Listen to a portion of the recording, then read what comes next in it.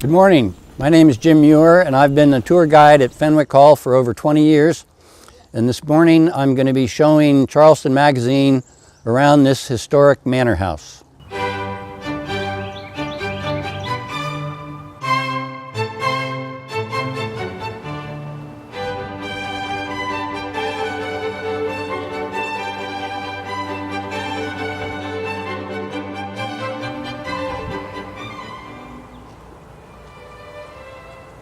As you can see, the original manor house is the rectangular structure directly in front of us. It was built in 1730s for John Fenwick and his bride, who were given the property by the bride's father, who was a high official in the proprietary government.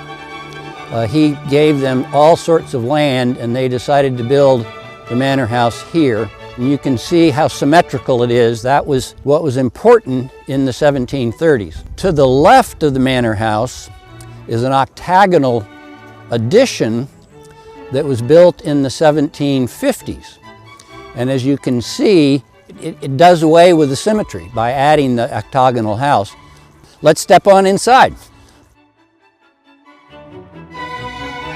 Manor houses of this time were remarkably the same in that you had a great room and you had two small rooms over there, another room over here, and then upstairs. Every room had a fireplace. Of course, that was natural in those days. And all of the windows are the kind of windows that can be shuttered from the inside. They used old brick as insulation. Those are all original to the house. Now let's step into one of the paneled rooms. All of these panels are cypress.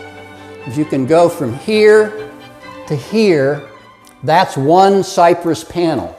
So you can see the size of the tree that it must have come from.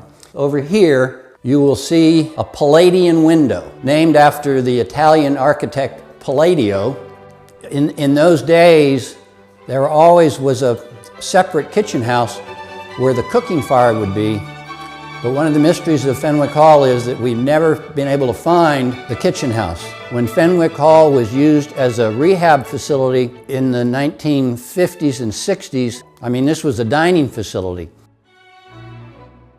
Now we're about to go upstairs, but before we do, I want to point out the significance of the banister. This was done in the 1730s, and if you notice the metal plus the carvings on the spindles, it's very interesting.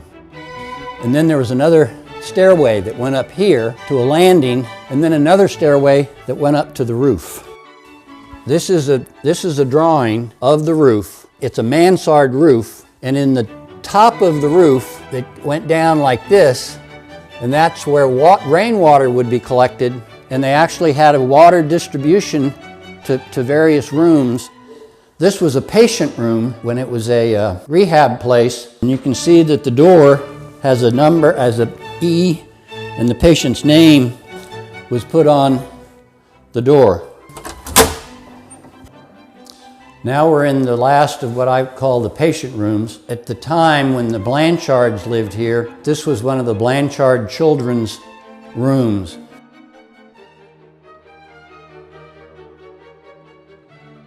And now we're going to go into another part of the basement, which according to legend is where the secret tunnel was.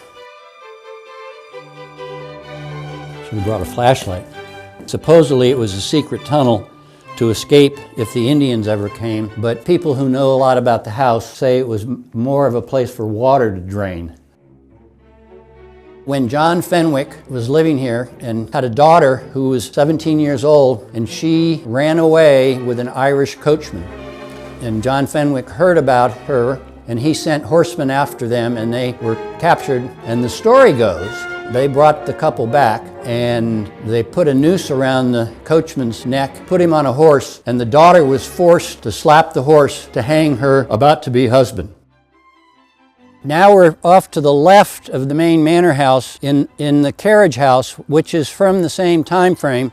They had a stable over on the other side of the manor house where they kept all the horses, but that's been long gone. Another thing about John Fenwick is that he introduced horse racing to the Low Country. Every stallion, Arabian stallion in America, somehow can be traced to the stallions that John Fenwick brought from England.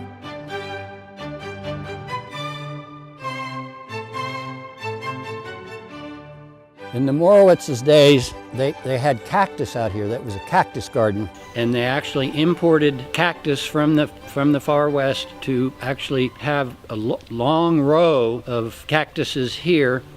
Unfortunately, Mr. Morawetz died shortly after they had restored the house, and she sold the house to the Blanchards and moved back to New York. And then the Blanchards sold it to the company that had the rehab hospital here. This is what the Fenwick Hall property used to be like, 7,000 acres. And this is what we are on, Tract A. So this is the 55 acres, and the manor house is right about in the middle.